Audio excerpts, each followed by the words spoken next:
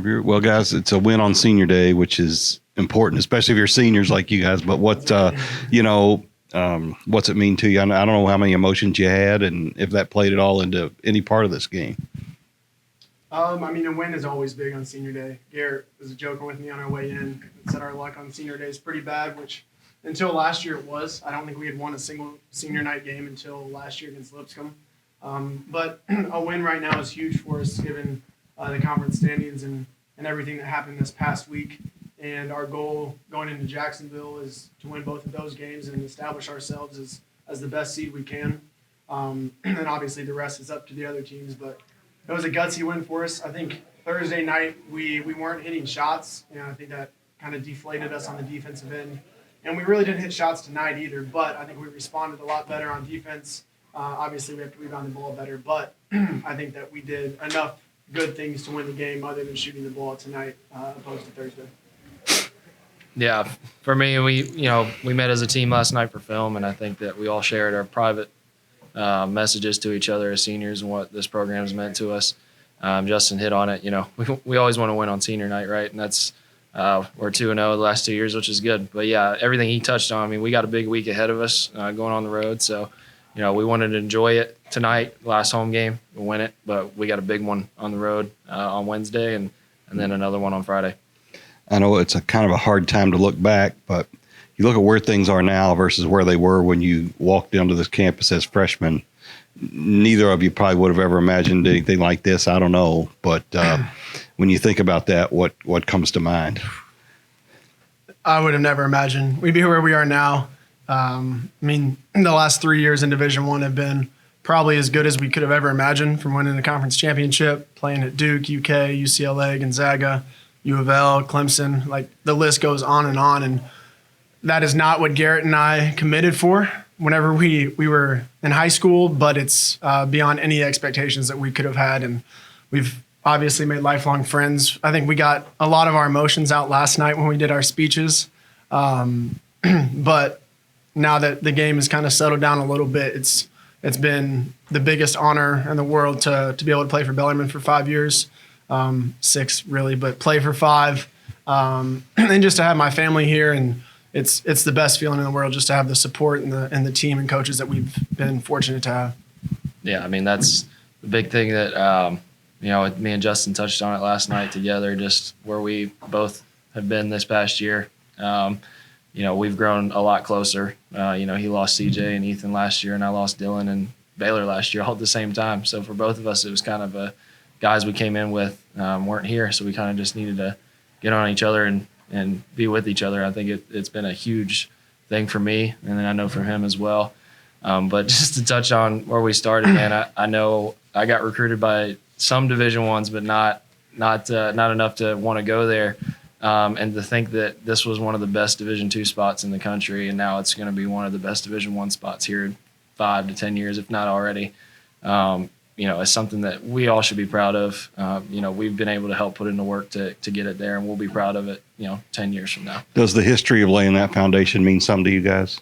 More than anything. Yeah, it means more than any stats that we'll ever leave with. It means more than any accolades that we'll ever leave with. But the opportunity to be like a few of the leading roles from Division II to Division I transition, along with other guys in past years and guys on the team right now, like it is one of the most proud things I think that we'll ever get to say. And I know that I'm going to be local, but Garrett's going to be wherever Garrett's going to be. But we're going to be back to as many games as we can, because I'm still best friends with guys that were on the team when I was back in 2017, which is crazy. But it really is a brotherhood, and I know that is thrown around a lot. But the ability to, year after year, create a team that wins, given the circumstances this year that we've had with injuries and stuff, but to be able to create winning teams every single year is a testament to the guys before us, the guys now, and the guys that we're going to have on the team in the future. Yeah, we joked about it last year when we won, the ceremonies and stuff after we won the ASUN championship. We all joked about how much Bellarmine's on the map now for what we did last year, and just to be able to have even more this year too. People know who we are now, whether we're the middle of the conference, top, or the bottom. Doesn't matter where we're at. People understand where we are. what we were able to do last year, and just to be able to help the university as a whole, not just the basketball program, but the university as a whole is something we take, a lot of pride in, and it's something that we'll always hold close to us. Everybody now transfers. They have, and I don't know what how your stories evolved, but you could have. I mean, you played, you put time in, you could have gone probably other Division I places now and just kind of tried your luck and seen what happened. I don't know if that occurred to any of you, but why would you not do that? I mean, I never thought about it for a second, honestly. Yeah. A few reasons I never thought about it were just the relationships I made here. The education's incredible, and the ability to get multiple degrees like Garrett and I have both been able to do. The coaches, and more than anything, just my family, being able to support, and not just my immediate family, but the Bellarmine community as well, because it really is a great institution. And the basketball program is a big reason for putting Bellarmine on the map.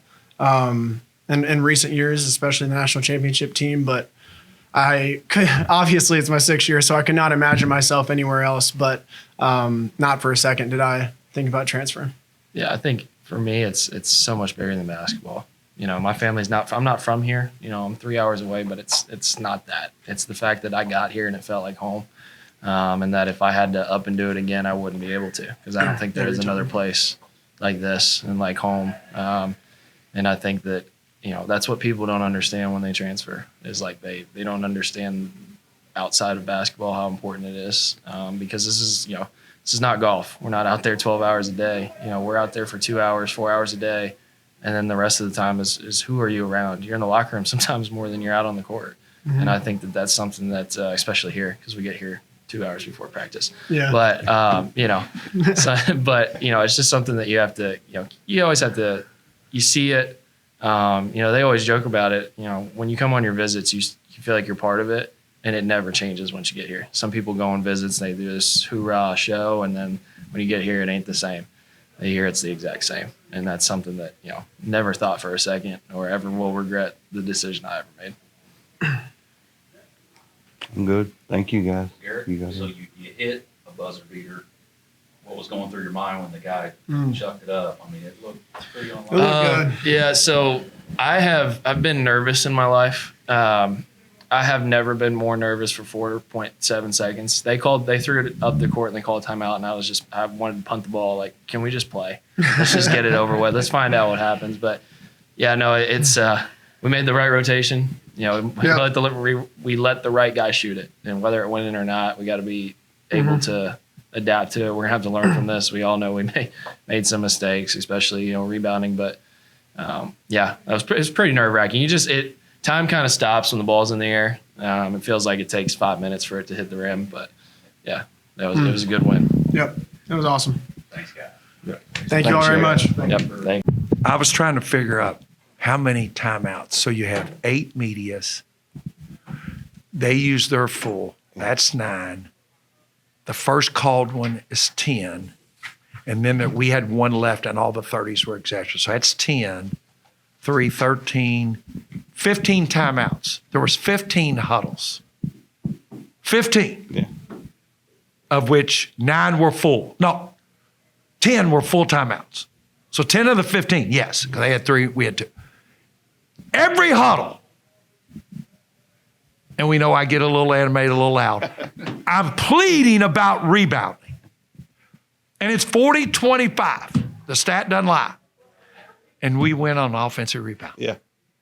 If anybody can explain this game to me. All the coaching worked.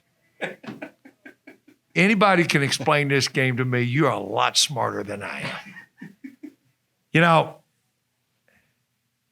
I've said it so many times, such a small margin of error. But the last minute and a half, our late game execution was incredible. It was incredible. From the clock, the management, the to the rim, the execution of what we're running. All it does is provide you opportunities. They never make them for you. Kurt cleans one up. He gets 1 rebound the whole day, and he puts it back in for the win. The last 3 seconds of the game, our execution was absolutely perfect. We were going to double on Big Eddie to the ball and rush back to Hunter. We did that and sped him up. Tried to. and the shot misses. But the execution was, if it goes in, it's my fault. The execution was perfect. I will say this, Eric, to you.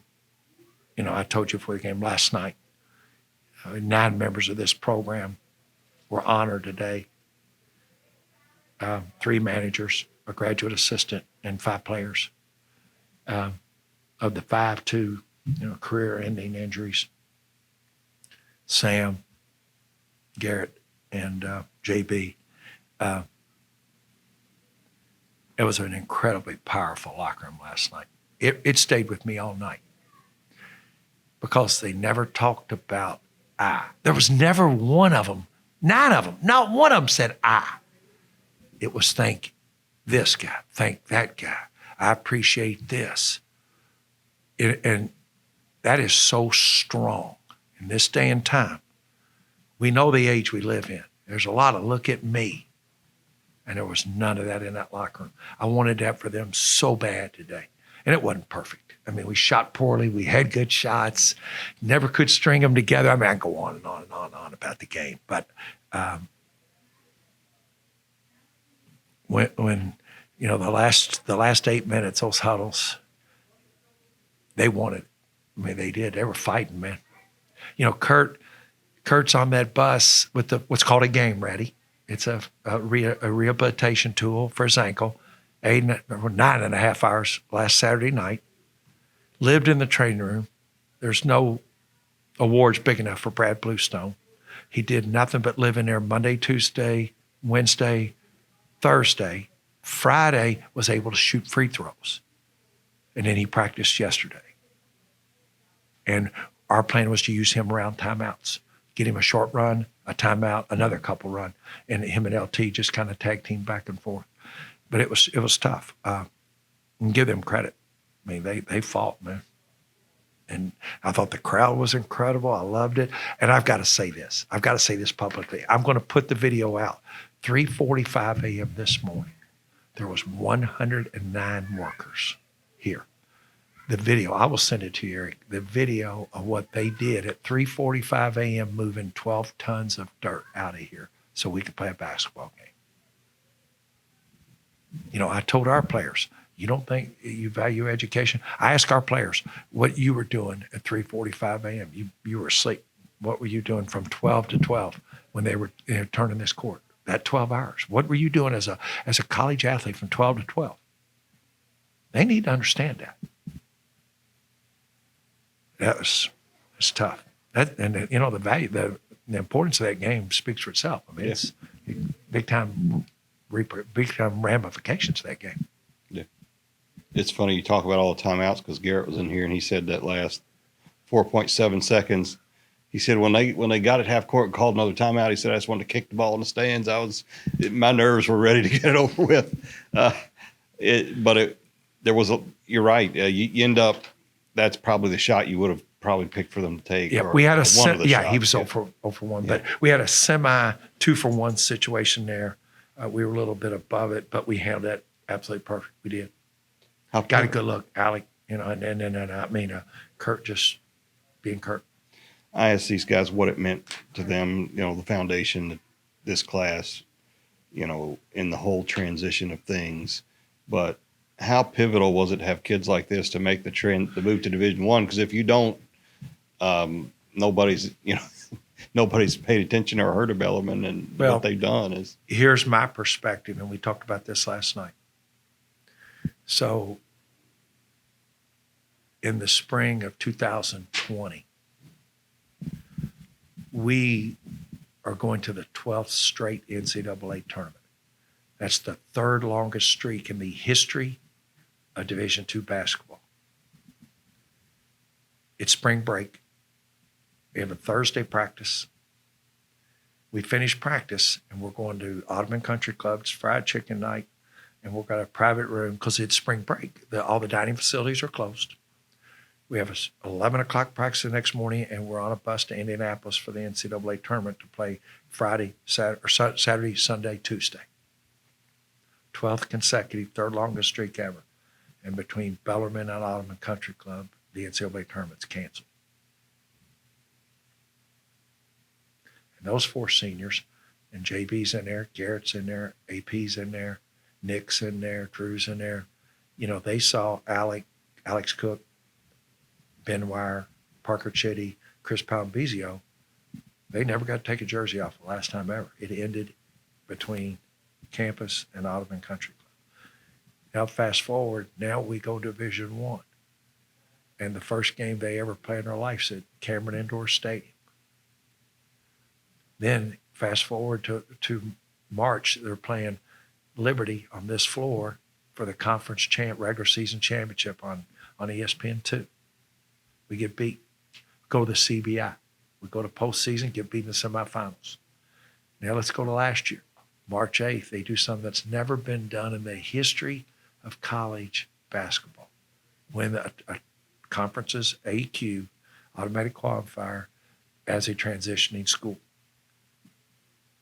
And then, you know, what happened to them is I've talked about it to so much everybody's sick of it. But I've been there. Think of that whole journey.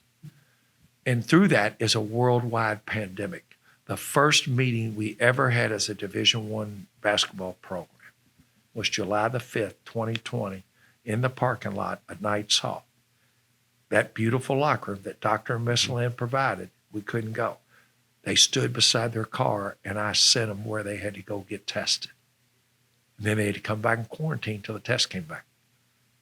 That was their first Division I meeting ever on July the 5th, 2020. And then we started the journey.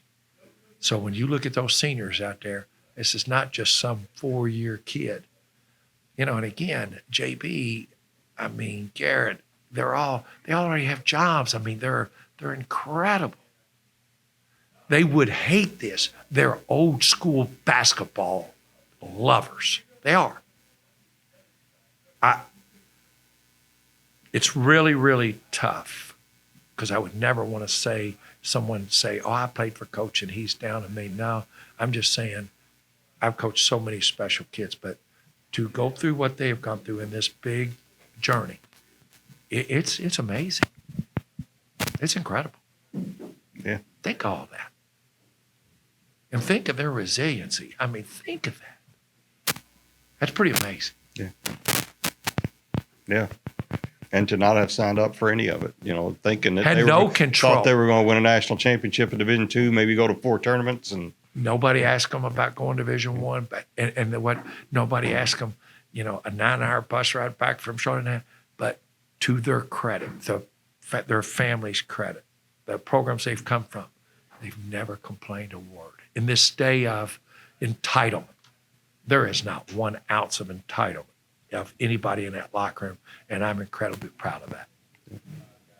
And they could go play somewhere else, but they did. They had no desire, neither one. And they talked about why, but it just, you know, they believe in the place, and they just didn't. It wasn't them. I think it's a credit to Bellarmine University. I think it's a credit to what. Again, I don't believe in the word culture. I'm not being argumentative. I just believe in the word program, and I think they believe in a program. That means to me, you have a plan, and that plan's academically, athletically, it's socially, and they are superstars in terms of executing a plan. So now you just put them in bubble wrap and take them to Jacksonville, and well, here's the truth: we're packing for a week and a half. We don't know where we're going. We play Wednesday, Friday. We won't know if we're going to play Monday or Tuesday, and we won't know where. It could be at Liberty. It could be at Kennesaw. Crazy things could happen. It could be in Richmond. We have plans of coming back here Saturday morning. We have plans of busing to Atlanta. We have plans of flying to Charlotte and busing over to Liberty because our original flight is connecting in Charlotte. So we have plans everywhere. It's unbelievable. What Scooter Galloway has gone through to do this is there's no words to describe that. So you got 3 monster road trips of which you don't know where you're going. Could be Atlanta, could be Lynchburg, it could be Richmond. And we don't know. I mean, who knows? Could be North Alabama. The way that I'd have to look at that, you know, believe me, there is a spreadsheet on my desk that would give you a headache. And really, we have no control, but you have to have plans. Yeah. I mean, you can't just say, okay, we need, 11 hotel rooms and meals and buses and flights, and it's unbelievable. Yeah. But again, I think when players are so appreciative, none of us on this staff looks at it like it's work. When you're doing it because they appreciate it so much. I know I can speak for all of them.